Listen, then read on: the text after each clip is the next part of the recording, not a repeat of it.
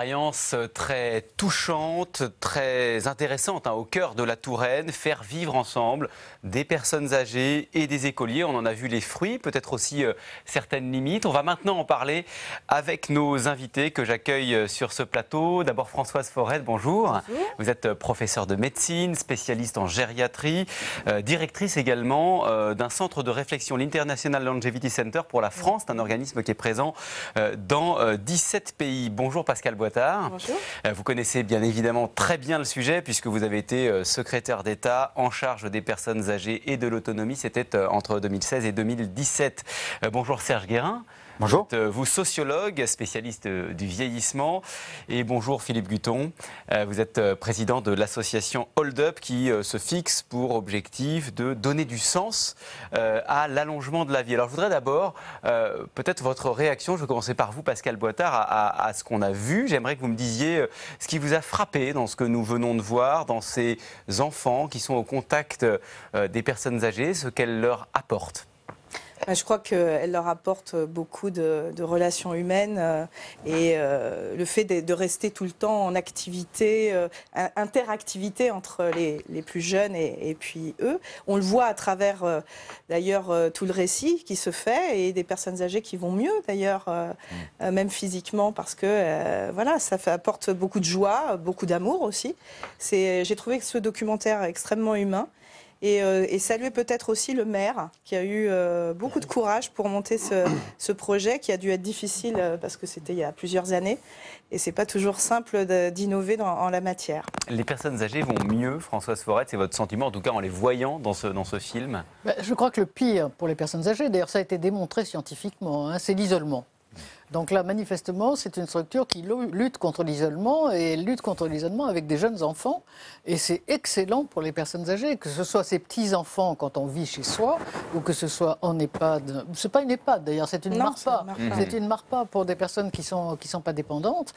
Sur le plan de ce qu'on appelle les fonctions cognitives, c'est-à-dire le cerveau, la mémoire, etc., c'est particulièrement excellent, alors qu'on sait que l'isolement fait partie des facteurs de risque majeurs de ce type de maladie. Donc je trouve que c'est une innovation tout à fait importante, mais ce n'est pas la seule. Vous savez qu'il y a eu des innovations qui ont été faites depuis des années. On connaît tous l'immeuble Génération de Saint-Apollinaire. Je ne sais pas si vous le connaissez. C'était en 2002, si je me rappelle bien, que ça a été fait. Et ils ont fait une série de petits immeubles dans un même campus où finalement on avait une crèche, des locaux communs où se réunissaient les personnes âgées et les personnes plus jeunes. L'immeuble était plus ou moins réservé, alors ça je ne sais pas comment ils ont fait, à des jeunes familles avec des enfants de moins de 5 ans et avec des jeunes retraités. Plus des personnes atteintes de maladie d'Alzheimer dans un autre petit immeuble. Et tout ça fonctionne très bien. Tout ça a l'air de très bien fonctionner. J'ai l'impression que ça continue, alors que je trouvais que ce n'était pas évident comme organisation pour réunir cette personne. Et le principe, c'était, on va faire un immeuble qui lutte contre l'isolement et qui permet la solidarité entre les générations. En se disant, bon, il y a des jeunes enfants et il y a des jeunes retraités. Donc, les jeunes retraités vont aider les mamans avec des jeunes enfants. Et ça s'est effectivement produit comme ça.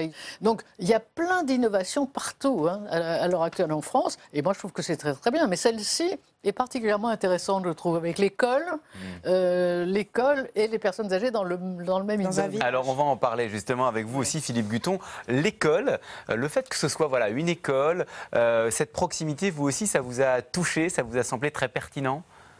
Alors moi, je suis très sensible à la dimension intergénérationnelle. Bon, d'une certaine façon, c'est mon métier, puisque j'ai consacré ma carrière à l'adolescence. J'ai eu un laboratoire de l'adolescence enseigné sur une revue sur l'adolescence, etc. Et ne voilà-t-il pas qu'en fin de carrière où je suis, je m'intéresse aux vieux ou aux personnages âgés. Je ne sais pas si vous dites les vieux, mais les personnages âgés, c'est un petit débat.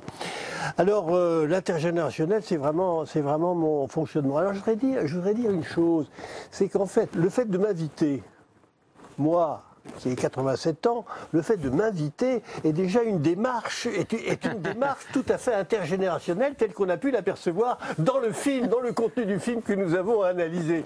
Je trouve ça. Alors je veux dire que vous ne le faites pas, c'est une belle réussite. Disons-le.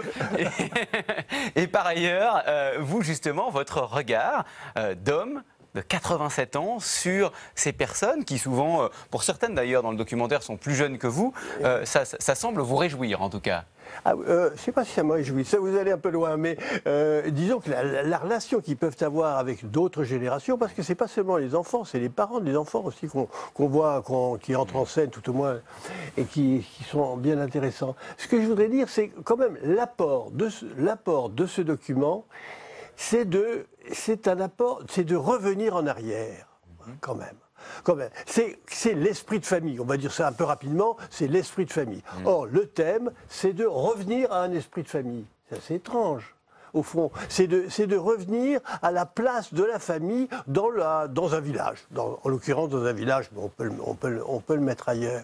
C'est quand même une idée qui était ancienne et qui revient à la surface et qui doit revenir à la surface et que le maire a mis du temps à revenir à le mettre au point dans son organisation. Et quand il dit qu'il l'a fait, il le dit, c'est par amour. Vous avez remarqué ? C'est par amour qu'il l'a fait. Ce film est très touchant. Serge Guérin, Françoise Forrette nous le disait, il y a d'autres innovations, mais celle-ci, elle a quelque chose de particulier. Vous d'ailleurs, je crois, vous avez été sur place avant l'ouverture de la structure, c'est ça ? Qu'est-ce qu'elle a de vraiment particulier par rapport à d'autres expériences en France ? Alors, déjà, elle nous montre quelque chose d'assez formidable, c'est qu'il y a les gens âgés, il y a les enfants, il y a les familles.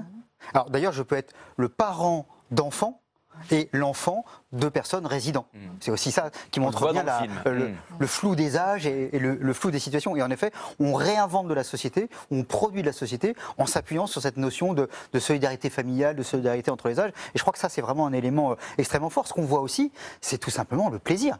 C'est-à-dire qu'il y a de la joie. Il y a du plaisir, il y a de l'amour, il y a simplement le plaisir d'être ensemble et le plaisir de chacun apporter quelque chose à l'autre. Finalement, ça s'appelle de l'estime de soi. Je sers, entre guillemets, à quelque chose, que je sois un enfant, que je sois une famille, ou que je sois des gens âgés, ou que je sois... Parce qu'en effet, il y a plusieurs années, j'avais rencontré le maire, j'étais allé sur place, et on voit aussi la puissance du politique. Alors, la puissance des normes, qui souvent vous empêchent d'avancer. On va en parler après, c'est quand même un vrai élément. On va parler de ces difficultés administratives. Ah oui, qui est très très lourd. Il en souffre, ce monsieur, mais en même temps, on voit aussi la capacité, quand les gens le veulent vraiment, ils sont capables aussi d'emmener avec eux un collectif, qui est le village, mais c'est aussi comment je construis les choses, comment j'ai envie de le faire, et comment même, je me souviens très bien que le maire m'avait expliqué que finalement, il faisait des économies. Parce qu'il y avait des lieux qui étaient utiles pour les deux. Donc plutôt que construire deux fois, je construis la même chose pour les deux. Et du coup, en plus, les gens se rencontrent. À certains moments, c'est réservé à l'un ou l'autre, mais à d'autres moments, ils se rencontrent. C'est-à-dire qu'en plus, cette innovation sociale est aussi économe des deniers publics. Donc on est doublement gagnant. Pascal Boitard, on est en milieu rural là. C'est une spécificité. Est-ce que c'est une des raisons aussi du succès de cette expérience, selon vous ? Pas forcément, parce que vous avez des communes beaucoup plus importantes qui ont ce type de projet. Moi, j'avais inauguré, par exemple, une maison qui avait été accompagnée par les petits frères des pauvres à Beauvais, dans l'Oise, qui avait pas l'état d'esprit intergénérationnel parce que les personnes âgées étaient assez dépendantes, mais qui avait décidé d'une petite structure et de mutualiser, si vous voulez, tout l'accompagnement qui est proposé à une personne âgée qui resterait chez elle, par exemple. Donc, ils étaient dans un pavillon assez grand où plusieurs personnes âgées pouvaient être ensemble et profiter ensemble, partager des choses, continuer à partager des choses. Donc, ça peut se faire dans tous les types de communes, hein, qu'elles soient rurales ou pas rurales. C'est vrai que dans les communes rurales, là c'est Souvigny en l'occurrence, il y a a priori, si vous avez des élus en plus très impliqués et des personnes qui veulent agir avec les élus, il y a un esprit famille et village qui se développe parce que c'est aussi pour la personne âgée. Il y a une échelle peut-être qui est plus facile aussi. Alors c'est facile dans la construction intellectuelle du projet, c'est moins facile par contre, il faut le dire, parfois face aux normes, face aux démarches, parce qu'ils ont peu de moyens pour les faire, hein, il faut quand même le dire. Donc il y a du bon et du mauvais, entre guillemets, dans ce type de projet pour le mener à bien. Oui, mais ce qui était peut-être plus facile, c'est que c'est une MARPA. Et c'est MARPA. C'est pas un EHPAD. Peut-être, voilà, précisons, parce qu'effectivement, d'ailleurs, les termes MARPA et EHPAD, résidence autonome. À taille humaine et qui implique moins de normes qu'un EHPAD qui est un établissement hospitalier, entre Voilà, guillemets, pour il y a une dimension âgées. médicale qui est plus exact. importante. Et en plus, c'est promu par la MSA, c'est-à-dire vous savez, la caisse de retraite des agriculteurs. Et la MSA a une expertise très très importante dans la mise en place de ces maisons. Et pourquoi ont-elles été faites? C'est parce que en milieu rural, c'est quelquefois plus difficile pour les personnes âgées de vivre dans des habitats très éloignés du village, parce que c'est ça, les fermes qui sont... Et ils ont inventé ce concept de MARPA, c'est-à-dire un habitat pour des personnes qui sont encore autonomes, mais qui ne peuvent pas vivre à 35 km du boulanger. Et puis l'habitat dans Seul lequel dans une elles grande sont, maison. souvent sont des maisons qui ne sont pas du tout adaptées, qui seront énergétiquement c'est ingérable, Donc, le sol n'est pas bon. Enfin, on peut être rendu malade ou en moins bonne qualité de vie, ne serait-ce que parce que dans l'endroit où on vit, il n'est pas du tout adapté aux besoins par rapport à une fragilité ou autre. Et à mon avis, le maire a eu François moins de Forêt. difficultés à faire construire sa MARPA que de difficultés à mettre l'école à côté. Ouais. C'est ça. Oui, d'ailleurs, il faut dire aussi Je que parle c'est... du projet en général. Mais Mais on le voit formidable, très ce bien mot. dans le documentaire. Je ne sais plus comment elle s'appelle, cette dame, mais qui dit, voilà, on la voit déménager de sa maison Ah oui. parce qu'il y a des escaliers, parce qu'elle ne peut Bah plus oui. monter les Voilà, escaliers. la toute première Et puis se séquence. retrouver du seule, documentaire. isolée dans sa maison, c'est aussi une difficulté à un moment donné. Et donc, la résidence autonomie, elle permet justement de garder à la fois cette autonomie, comme son nom l'indique, mais d'être entourée, s'il le faut et si on le souhaite. C'est créer Et du puis collectif. cette dame en bonne santé. Alors, Et puis c'est l'intergénération derrière. Attendez, pas tous en même temps. On retourne Allez-y, Philippe Guton. On Ouais. retourne les meubles qu'elle avait auparavant. Exactement. Voilà, ce qui est très important. Ça, c'est très important. Ouais, très important. Je crois que c'est la qu'on notion regarde. d'intergénération qui est quand même... La voilà, je suis un peu d'ailleurs. focalisé là-dessus, sur cette idée. Voilà, Voilà, c'est ça, voilà. Voilà, on la Cette voit à idée l'écran. d'intergénération, j'ai fait un bouquin là-dessus en disant, contrairement à ce qu'on raconte, il y a un lien intergénérationnel très fort dans la société française. Les gens ne s'opposent pas entre les générations, bien au contraire. Absolument. Ils ont même un sentiment très fort que quand on parle des vieux, on parle de ses parents ou de ses grands-parents. Quand on parle des jeunes, on parle de ses enfants ou de ses petits-enfants. Ouais. Et donc les gens le vivent, je dirais, dans leur âme, dans leur chair. Et donc là, on le voit bien, combien ça peut se construire et combien à chacun, ça fait du bien. Et je dirais aussi, on le voit très bien, ça fait aussi du bien, par exemple, à la communauté éducative, Ouais. où ça fait du bien Ça, c'est- au personnel intervenant dans la résidence. C'est-à-dire que c'est aussi les professionnels à qui ça fait du bien. Alors, je voudrais qu'on regarde une archive parce que toutes ces réflexions, elles ne sont pas nouvelles. Et j'allais dire, on a tâtonné et on a retrouvé cette archive assez surprenante parce que cette problématique du vieillissement ne date pas d'hier. Nous sommes en 1973. Il y a donc maintenant presque 46 ans, près de Besançon. Et vous allez voir une expérience qui est très différente, une approche, disons, plus technocratique. Le troisième âge ne doit pas être une vie triste. Si la politique actuelle menée en faveur des personnes âgées s'oriente de plus en plus vers le maintien à domicile, il est des cas qui imposent l'hébergement dans des maisons de retraite. On a trop souvent confondu maison de retraite et hospice dans le mauvais sens du terme. L'expérience d'Havannes prouve qu'il est possible d'intégrer les personnes âgées dans la vie de la cité. Dans notre département, l'État et le Conseil général ont fourni un effort important en faveur de cette réalisation. Sur 5 hectares de terrain à mi-chemin entre la campagne et la cité de Planoise qui avance à grands pas, la maison de retraite d'Havannes comprend 3 bâtiments, un centre socioculturel, des ateliers, des services, d'ergothérapie. Voilà, ça montre à quel point les Il y a des réflexions progrès, quand même. évoluent, Oui, il y a des des progrès. progrès, hein. Pascal Bottard, je vous voyais tiquer notamment au mot hospice. Oui, parce que c'était daté. des anciens noms, bien sûr. Je ne suis pas certaine qu'à l'époque, on se posait vraiment la question de savoir si, une fois vieux, on avait envie d'y vivre, en fait. Il manque quand même quelque C'est chose. pour ça que je parlais d'approche technocratique, c'est parce que C'est ça. C'est Voilà. un peu froid quand même, hein, à la fois dans le bâtiment et à la fois comme une approche. on est loin très de l'esprit de technique. famille dont nous parlait Philippe Ouais. Guton. Voilà. Et les gens qui disaient les EHPAD, c'est atroce et tout ça, il faut aussi comparer d'où on part. Ouais. Et donc combien les choses ont évolué et combien aujourd'hui, que ce soit du côté des personnels ou du côté simplement de l'accueil, les choses ont quand même sacrément évolué, même s'il y a plein de problèmes encore. Mais on voit bien aussi qu'on est parti de très très loin. Je voudrais qu'on parle maintenant de ce que vous avez commencé à évoquer tout à l'heure, c'est-à-dire les énormes difficultés administratives auxquelles on peut être confronté quand on essaye de monter un projet comme celui qu'on a vu dans notre documentaire. D'abord, cette expérience, le maire du village de Souvigny-de-Touraine, il est formel, il dit ça marche, ça fonctionne, on vient nous voir. Mais est-ce que, Françoise Forêt, selon vous, c'est transposable facilement ailleurs? Oui, je pense que c'est transposable, peut-être sous une autre forme. Ce n'est pas forcément l'école complètement collée là, ça peut être autre chose, mais je pense que ça dépend finalement de la capacité du maire, et ça ne doit pas être facile, hein, de s'accrocher à un projet. C'est-à-dire de planter ses crocs dans un projet et de ne pas lâcher. parce que l'administration, on la connaît tous à des degrés divers, c'est quelque chose de très très difficile en France. Hein. On a des fonctionnaires qui sont tout à fait remarquables, mais qui sont finalement dans des couloirs, et pour les faire sortir de leur couloir, c'est très très difficile. Alors Pascal Boitard, vous, cette administration, comme secrétaire d'État en charge des personnes âgées, vous y avez été confronté, vous aussi, vous l'avez dirigé d'une certaine manière. Vous entendez ces critiques? Oui, même s'il y a eu de l'évolution aussi, puisqu'en décembre 2015, on a voté une loi qui est la loi d'adaptation de la société au vieillissement, qui a bouleversé quand même l'ordre des choses. Pourquoi? Parce que les départements ont aujourd'hui à leurs mains la politique, cette politique publique, si vous voulez, dont elle peut décider en fonction du besoin du terrain.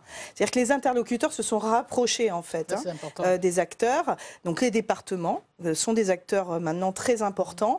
Et puis il faut quand même saluer, même si parfois ils sont un peu tatillons sur certaines normes, mais ils sont là aussi pour ça, parce qu'il ne faut pas qu'il y ait de dérive. Les ARS continuent à aider, je dirais, techniquement. Le préfet... les agences régionales de santé, parce qu'il faut, pour certaines structures, qu'il y ait quand même un minimum de contrôle. Hein, voilà. Mais parce qu'il peut y avoir des dérives, hein, je le dis aussi. Parfois, ça peut exister. Donc, il faut quand même qu'on veille un petit peu au grain. Et donc, je pense que depuis cette loi et cette façon d'appréhender le terrain de façon beaucoup plus pragmatique et de laisser beaucoup plus de liberté, comme le fait aussi la CNSA, hein, en accompagnant beaucoup de projets innovants. Il faut saluer aussi la CNSA pour ça. La CNSA aussi, parce que vous avez beaucoup de sigles, la Caisse nationale d'assurance de solidarité et pour l'autonomie. Et qui contribue aussi justement à faire émerger tous ces... et à aider celles et ceux qui veulent faire ce type de projet un petit peu particulier et un peu originaux. Il n'empêche qu'on a trop de normes quand même en France, très probablement. Serge Guérin, sur ce sujet, sur la faisabilité, la possibilité de transposer ce type de structure ailleurs. La réponse est oui, et d'ailleurs, la preuve, c'est qu'il y a plein d'élus qui viennent voir. Mais encore une fois, ce que disait François, c'est-à-dire qu'il faut la volonté politique, il faut la vision, ce dont on manque. Une chose est de venir voir, autre chose est de le faire. Juste, je voudrais réagir d'abord la vision et après la volonté. Je vous fais réagir à un chiffre qui est dans le documentaire, 3 à 4 millions d'euros quand même, cette structure, ce qui à l'échelle d'un village de 400 habitants semble très important. Alors après, c'est les aides. Là, il faut voir aussi, le maire, il a en responsabilité l'école primaire. La résidence est plutôt de l'ordre du conseil départemental. Donc c'est aussi comment on gère différents donneurs d'ordre, différents financeurs. Donc c'est aussi comment je trouve les financeurs ensemble, de leur faire comprendre qu'en plus, il y a des économies. Sauf que comme chacun est dans son couloir, il ne voit pas les économies à côté, et même parfois ça ne l'intéresse pas. C'est là qu'il y a tout le mérite quand même des politiques, effectivement, c'est d'arriver à faire fonctionner aussi toutes ces structures administratives. C'est aussi le grand jeu. Alors là, dans une période où on conteste souvent la politique, on voit bien, c'est la politique au plus beau sens du terme. J'ai une vision politique. La première chose, c'est ça quand même. C'est souvent, on a des réponses techniques avant d'avoir la vision. Or, c'est une vision politique et ensuite, il y a des réponses techniques. Mais ce n'est pas l'inverse. C'est trop souvent, c'est la technique qui sert de vision politique. Or là, ce maire-là, il est exactement dans le sens inverse. Il sait ce qu'il veut pour son village. Sans doute qu'il en a discuté avec les 400 personnes d'une manière ou d'une autre. Donc c'est porté aussi parce que c'est de l'intérêt de tout le monde, y compris en termes de qualité de vie, mais aussi d'emploi, mais aussi d'activité. Peut-être qu'il y a des jeunes qui restent dans le village parce qu'il y a un boulot à la Marpa. C'est ça aussi ce qui se passe derrière. Donc cette vision globale, et à partir de là, ça fait sens. Philippe Guton, oui, une réaction. Vous vouliez réagir, oui. Je voulais réagir au discours de Serge. Je suis très sensible au contraste qu'il existe entre ce projet qu'avait le maire et qu'il a réalisé d'un phénomène nouveau. Hein, pour nous, ça fait nouveau. Oui. Et en fait, il défend une idée vraiment ancienne. Il le montre d'ailleurs d'une certaine façon lorsqu'il met en opposition son travail d'organisation avec son équipe, etc. Et que pour finir, ce qui nous a soutenus, c'est la question de l'amour. D'une certaine façon, il a une espèce de projet en avant d'un temps retrouvé. Hein. Je fais allusion au roman de Proust. Hein. C'est le temps, c'est pas le temps passé, c'est le temps. Il faut retrouver le passé dans mon village. C'est quelque chose on a dû lui dire 1000 fois, c'est complètement rétrograde, votre projet, etc., etc. Non, il y a un antagonisme là. Vous voulez dire que c'est quelque chose qui a toujours existé, que les plus vieux fréquentent les autres générations. C'est quelque chose, c'est la vie du village. Parce qu'il restait dans les familles aussi. Voilà. C'est ce qui change. D'ailleurs, on le voit, il y a des familles qui ne sont pas des familles, entre guillemets, de filiation légale, entre guillemets, ou civile, mais qui se constituent alors qu'il n'y a pas de lien de sang, on le voit à travers le documentaire. Donc on recrée une autre forme familiale, alors soit avec des enfants réels qu'on a, comme on le voit dans le documentaire, mais aussi avec des enfants et des parents qui n'ont rien à voir en termes familial pur, mais qui se constituent comme un esprit familial. Oui. Et ça, c'est parce que aujourd'hui, c'est vrai que c'est compliqué d'avoir les parents. Ça se fait presque plus d'avoir les parents à la maison, les grands-parents à la maison. Pour différentes raisons. Alors il s'agit de défendre quelque chose qui ne se fait presque plus. Ouais. Mais on recrée, on réinvente quelque chose. On réinvente des familles sociales, Ouais. une relation sociale de type familial, même si c'est pas au sens le plus séparer. Alors attention, pas tous en même temps. mais on lui redonne une modernité où on s'adapte à aujourd'hui. Ouais. tout ça. Françoise Mais Forêt. ce que je trouve admirable, c'est que quand, comme moi, on a quand même un long chemin derrière soi dans le domaine, on voit qu'il y a une évolution des esprits. Vous voyez, ils ont certainement demandé l'avis des 400 personnes du village, et je pense que tout le monde a été d'accord pour mettre ensemble des enfants et des personnes âgées. Et moi, je me souviens qu'il y a très très longtemps, par exemple à l'hôpital Broca, il y avait une crèche, et il y a des personnes âgées, mais qui sont beaucoup plus malades que ce sont ces personnes. Ce sont des personnes qui sont quand même très très dépendantes. Et il y a eu des actions communes qui ont été organisées entre les deux. La crèche était là, la crèche est dans l'hôpital. Mais à l'époque, il y avait des personnes, des personnels qui étaient un peu hostiles à ce qu'on mette en même temps leurs jeunes enfants et les personnes très âgées. Et je trouve que ce sentiment diminue beaucoup et que maintenant tout le monde trouve bien qu'il y ait ces contacts, même avec des enfants très jeunes et des personnes quelquefois qui sont beaucoup plus dégradées. Elles ne le sont pas, ces personnes. Elles sont en pleine force, si je puis dire. Serge Guérin. Donc les esprits évoluent. Oui, certainement, mais il y a aussi quelque chose de différent à mon sens, c'est quand c'est une crèche, on ne demande pas l'avis aux nourrissons, aux bébés. Et quand les gens sont très très abîmés, fragilisés, on ne leur demande pas toujours non plus leur avis. Et on impose d'une certaine façon un peu un regard idéologique, ça va être bien pour eux.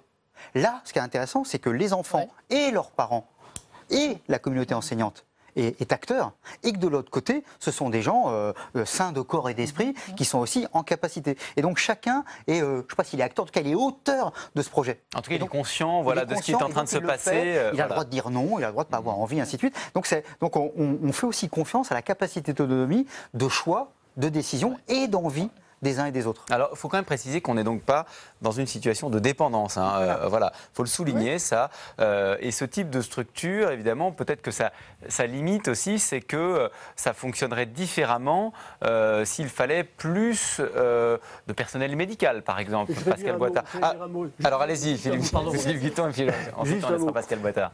Dans le courrier que j'ai reçu, il y a marqué « personne non dépendante ». Autrement dit, une personne âgée non dépendante. Ils sont caractérisés par le fait qu'elle n'est pas dépendante. C'est une négation horrible. Pascal Boitard. Le mot dépendance, de toute façon, c'est pas le bon. Ça ne sera pas le débat du jour, mais... Dans les EHPAD où les personnes âgées sont en général très dépendantes, il y a d'autres initiatives qui sont prises. Par exemple, vous avez avec des collèges ou des écoles primaires des projets qui ne se font pas dans une si grande proximité, mais qui se font par exemple sur le jardin, sur des activités qui peuvent se faire culturelles, autour, et qui se font aussi entre la communauté enseignante et aussi les personnels qui dirigent ces EHPAD.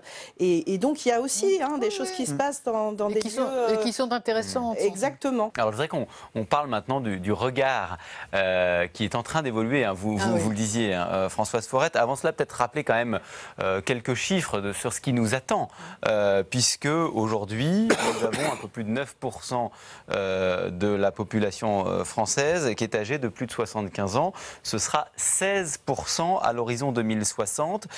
Un horizon où nous aurons plus de 23 millions de Français âgés de plus de 60 ans. Donc on est face à un 5 défi... millions plus de 85 ans alors qu'ils sont 1,5 million aujourd'hui. Ce qui est absolument, une multiplication par 4 ou 5 par rapport... Ça, on le sait. Et ça, on le sait. Et là, on le sait, mais justement, la question que j'avais envie de vous poser... Est-ce que, évidemment, certaines choses se préparent dès maintenant?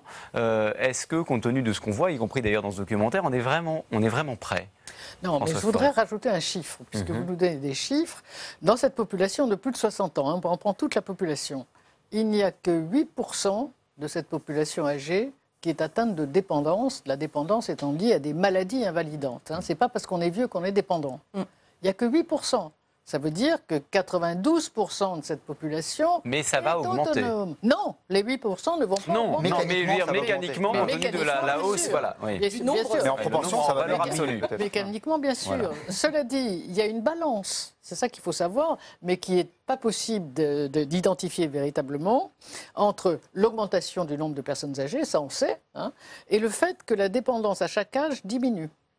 Parce qu'il y a eu des progrès quand même importants, à la fois socio-économiques, et c'est les progrès socio-économiques qui sont peut-être les premiers, et des progrès médicaux qui font que à chaque âge donné, les personnes sont moins dépendantes.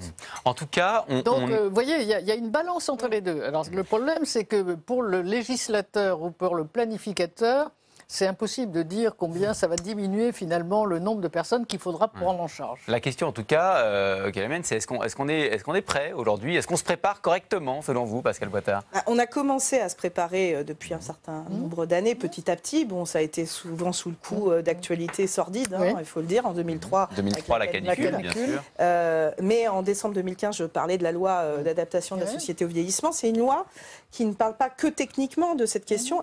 Elle englobe justement tout l'aspect de la vie et pas que des personnes âgées dépendantes. C'est comment faire reculer au maximum la dépendance, Voilà. justement, tout le temps le plus long possible où les personnes âgées sont autonomes. Et ça, il y a des choses à faire et on le sait. Hein, Absolument. beaucoup d'études ont été menées et prouvées aujourd'hui. Et puis, il y a aussi, il faut se dire les choses à un moment donné qui sont moins faciles à aborder. Il y a une vraie question qui doit être posée aujourd'hui sur la solidarité nationale et le système de la solidarité nationale, parce que arriver dans un EHPAD, c'est cher. Et que c'est peut-être pas à la portée de tout le monde. Donc ça, ce sont des vraies questions. Et puis, il y a aussi 80% de ceux qui sont interrogés qui veulent rester le plus longtemps possible chez eux. Et là, on a développé au maximum et on a donné des moyens supplémentaires justement pour permettre le fait de pouvoir rester le plus longtemps possible, d'adapter le logement, d'avoir un entourage beaucoup plus renforcé pour pouvoir rester le plus longtemps possible au domicile. Mais ces politiques publiques, il faut les faire vivre. Il faut accompagner les départements qui sont en charge de pilotage de ces politiques publiques depuis cette loi. Et il faut s'y intéresser, pas que d'un point de vue technique, mais de s'y intéresser comme un projet de société. Donc je pense que ça, c'est très important. Je trouve qu'on ne prend pas assez en compte, au-delà de la personne âgée, tout ce qui entoure la personne âgée. Et ça, c'est une question de politique, mais c'est aussi une question de regard bien de sûr, chaque mais c'est citoyen aussi, sur est-ce qu'on la question du tolère vieillissement. aujourd'hui que des personnes qui travaillent pour des personnes âgées soient aussi mal payées, avec des conditions de travail si difficiles, beaucoup plus difficiles que dans le bâtiment, mais pas reconnues. Toutes ces questions, elles sont à poser et ce sont aussi des familles qui sont inquiètes. Parce que déjà, découvrir que son père, son grand-père est en diminution, enfin en perte d'autonomie, c'est déjà très dur. Mais après se pose tout le problème de comment je fais. Absolument. Il y a donc encore beaucoup à faire, Philippe Guton, pour changer notre regard dans la société sur le vieillissement. Je change un petit peu de sujet par rapport à tout ce qui s'est dit par des gens beaucoup plus compétents que moi. Je veux simplement repérer une phrase de ce jeune garçon qu'on voit au début, qui se balade, et on le revoit ensuite, et il dit ceci. On vit une grande histoire C'est très beau, ça. dans notre tête. Dans notre tête. C'est-à-dire ce petit garçon ne sera pas l'adulte que vous êtes. Il va avoir peut-être évolué quant aux questions que nous sommes en train de nous poser. Il va les aborder dans sa tête après toute une longue histoire qu'il a rêvé, reconstruire, réorganiser, réalimenter à la puberté, etc. etc.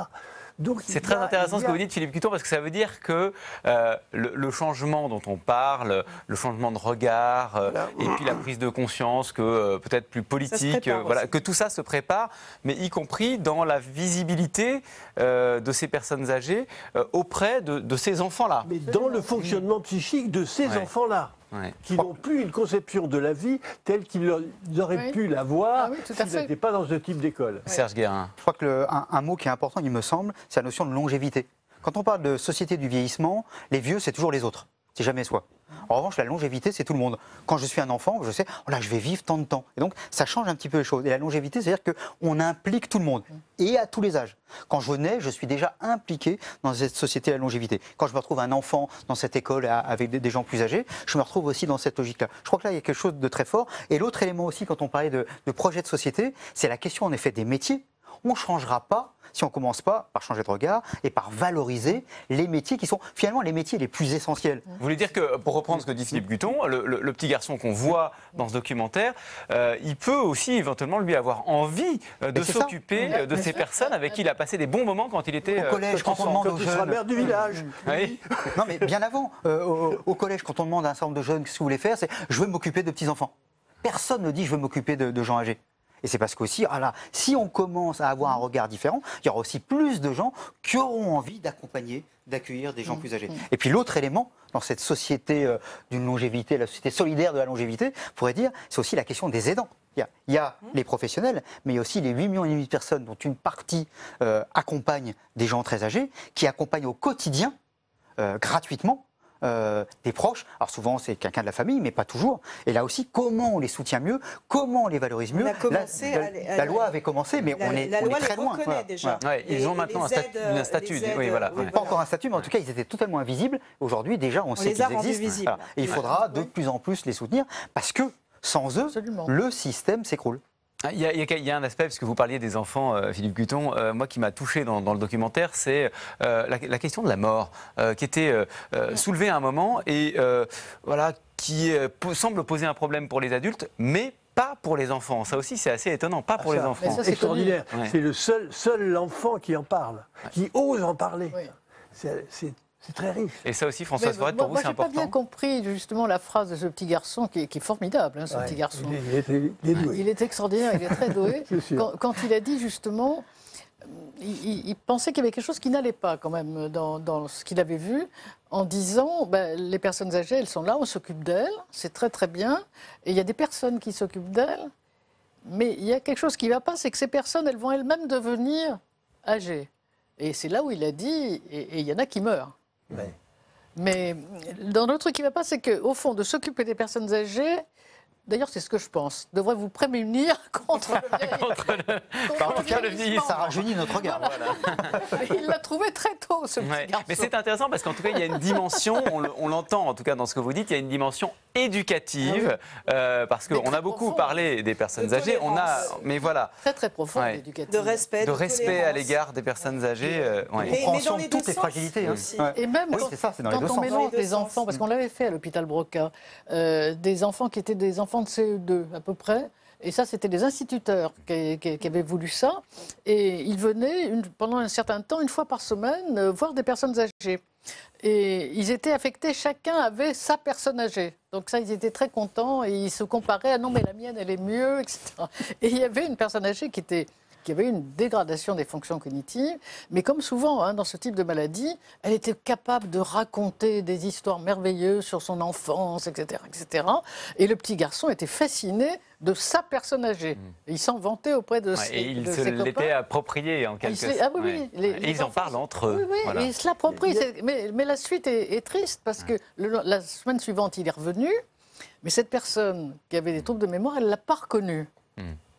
Alors là, il était absolument sidéré, et ça lui a fait une peine horrible. Mais enfin, c'est pas possible qu'elle ne me reconnaisse pas, puisqu'ils avaient noué des liens. Mais ça aussi, ça fait partie de... Mais ça fait partie de l'éducation. De l'éducation. Philippe Guton, peut-être, pour le mot de la fin. Le mot de la fin, je ne sais pas s'il y a une fin. Justement, il n'y en a pas. Il n'y en a pas, il y a l'espoir, une espérance plutôt. Alors, ce que je voulais dire, c'est que, en fait, le vieux isolé, il ramasse ses souvenirs, il recueille ses souvenirs, il répète ses souvenirs, il retrouve ses souvenirs, en particulier d'enfance. Dans le lieu que nous avons de ce film, eh bien, il n'a pas à faire ce travail psychique solitaire. Il a la possibilité de trouver de l'enfance en dehors, et une enfance qui dialogue. À plusieurs reprises, quand vous parlez dans de l'hôpital Broca, ça me rappelle quand j'étais assez jeune et que j'étais externe de l'hôpital Broca en pédiatrie. En pédiatrie. Et du reste, j'allais dire c'est le mot de la fin, mais ça m'inspire une question, ça, parce qu'on dit, voilà, toutes ces expériences sont très intéressantes, mais dans le même temps, on prône le maintien à domicile, qui est une forme d'isolement. Et d'ailleurs, c'est ce que souhaitent les Français, le maintien à domicile. Donc il n'y a pas un paradoxe autour de ça, Pascale Boittard? Parce que le projet du maintien à domicile, c'est d'abord respecter la personne âgée qui le souhaite. Hein. Et deuxièmement, c'est aussi de pouvoir mettre en œuvre des politiques publiques qui sortent la personne âgée aussi de chez elle, sur le plan culturel, participer à des activités si elle le souhaite sur la base du volontariat. Et puis le fait d'avoir différents intervenants qui viennent chaque jour chez vous, déjà ça rompt un peu l'isolement. C'est pas maintenir. Et puis il y a des liens. C'est surtout pas maintenir à domicile. Ne sors pas. Oui, le terme même de maintien, voilà. J'accompagne votre vie, qui sera aussi ouverte. Parce que vous le souhaitez. Et c'est ça qu'il faut retenir. Il faut aujourd'hui laisser cette grande liberté des différents projets et qui s'adaptent aux désirs des uns et des autres. C'est ça, respecter les personnes âgées. Ce sont des citoyens et des citoyennes à part entière, même si elles sont âgées. Juste un mot. Philippe Guton. C'est pas donc le mot utile. Ces vieux n'étaient pas forcément utiles. C'est pas ça qui est important. C'est qu'ils étaient avec.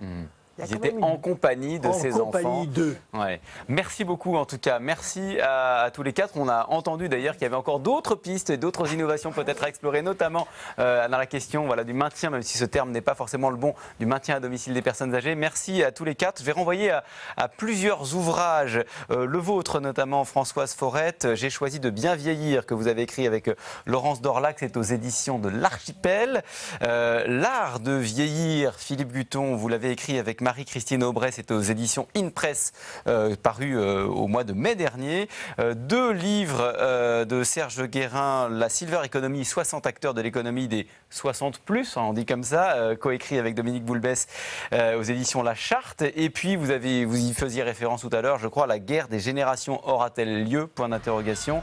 Donc Serge Guérin avec Pierre-Henri Tavoyot, c'est chez Calman Lévy. Public Sénat, avec le soutien de l'Institut national de l'audiovisuel, vous a présenté Un monde en doc.